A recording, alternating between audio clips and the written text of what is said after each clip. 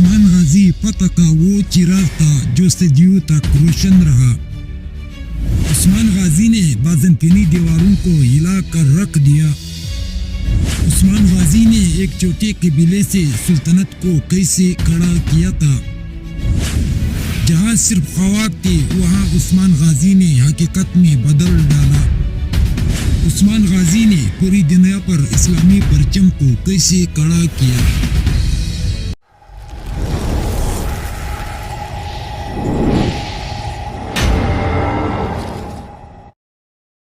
سنہ 657 ہجری میں ارطغرل کے گھر ایک بیٹا پیدا ہوا جس کا نام عثمان خان رکھا گیا۔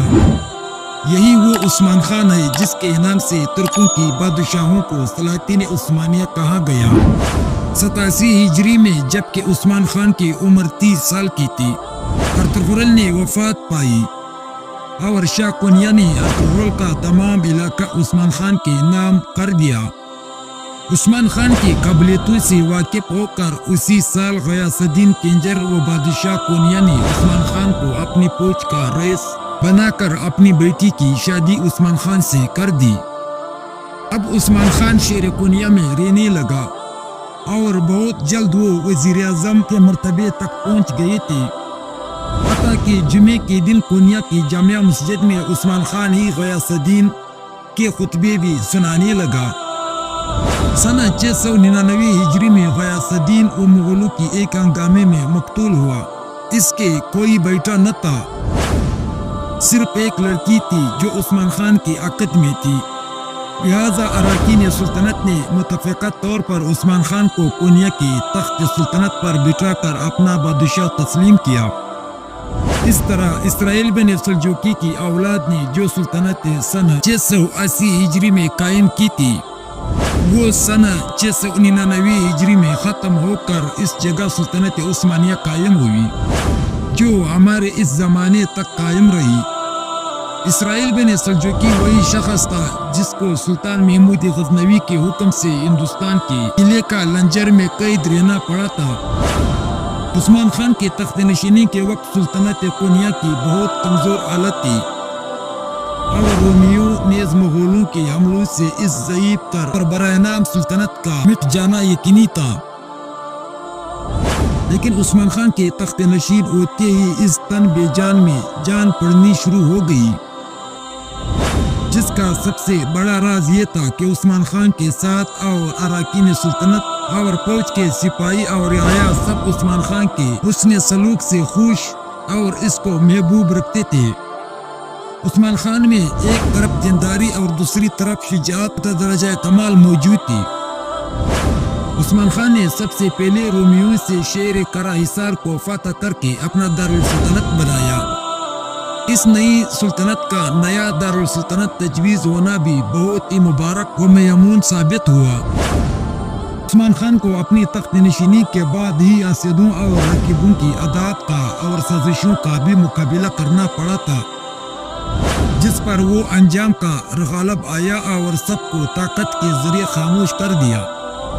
تاہم سلجوقیوں کے پرانی خاندان کے افراد عثمان خان کی حکومت کو رشک در رقابت کی نظر سے دیکھتے تھے۔ اس پر کوئی تعجب بھی نہیں ہونا چاہیے اگر عثمان خان کسی موقع پر بھی اپنی کمزوری یا خوف کا اظہار کرتا تو اس کے رقیب یقیناً اس کے خلاف فوراً اٹھ کھڑے ہوتے تھے۔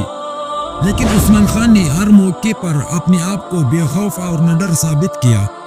چنانچہ جب عیسائیوں نے شروع ہی میں کنیا پر حملہ آوری کے لیے فوجیں فراہم کی تو عثمان خان نے امراء سلطنت کو جمع کر کے مجلس مشورت منعقد کی۔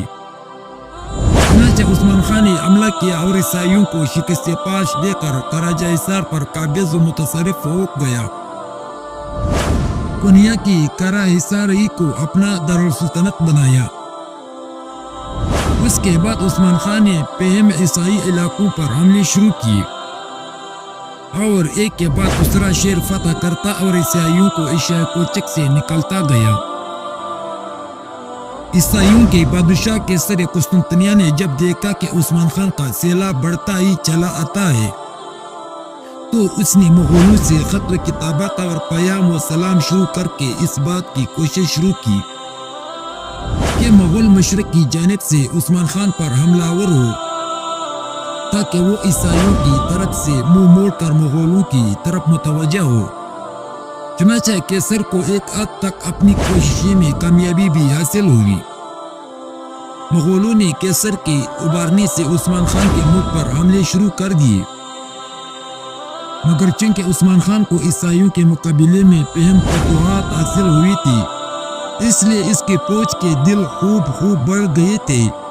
اور فتوحات ہی ایسی چیز ہے جو جنگجو قوموں میں جوش اور ہمت پیدا کر دیتی ہے۔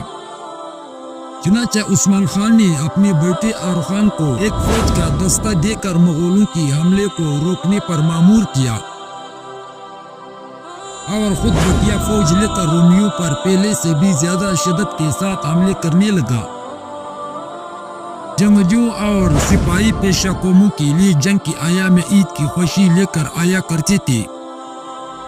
رعایا نے بھی اپنے بہادر فرما رواں کا دل سے ساتھ دیا اور ارخان نے مغولوں کی ہر ایک حملے کو بڑی خوبی کے ساتھ اور ہر مرتبہ ان کو شکست دے کر پیچھے ہٹایا، یہاں تک کہ مغل تک کر بیٹھ گئے اور حملہ آوری کے اس ناستودہ مسئلے کو ترک کر دیا۔ اور خان نے اس طرف کا انتظام کر کے بات سے جا ملا۔ دونوں باپ بیٹوں نے عیسائیوں کو مار کر پیچھے ہٹانا اور بھگانا شروع کر دیا۔ عثمان خان نے ایشیا کوچک کو فتح کرتا ہوا شمال میں بحر اسود کے ساحل تک پہنچ گیا۔ ادھر ارخان نے عیسائیوں کو مغرب کی طرف بکاتے ہوئے بروسا کو فتح کر لیا۔ بروسا کے سر روم کا ایک زبردست شہر ایشیا کوچک کے مغربی ساحل کے قریب تھا۔ اس شہر کو جب ارخان نے فتح کیا تو عثمان خان نے ساحل بحر اسود تک پہنچ کر کراجہ سار میں غالباً واپس آ گیا تھا اور اتفاق سے بیمار تھا۔ بروسا کی فتح کا حال سن کر عثمان خان نے فوراً بروسا کا قصد کیا اور اپنے سرداروں کو حکم دیا کہ اگر میں بروسا پہنچنے سے پہلے راستے ہی میں فوت ہو جاؤں تو تم میری لاش کو بروسا لے جا کر دفن کرنا اور وہی میرا مقبرہ بنانا، اور آئندہ میرے بیٹے ارخان کو بروسا ہی میں رہنا اور اسی شہر کو دارالسلطنت بنانا چاہیے۔ چنانچہ عثمان خان بروسا پہنچ کر کئی روز کے بعد فوت ہوا اور اسی شہر میں اس کی وصیت کے موافق اس کا مقبرہ بنایا گیا۔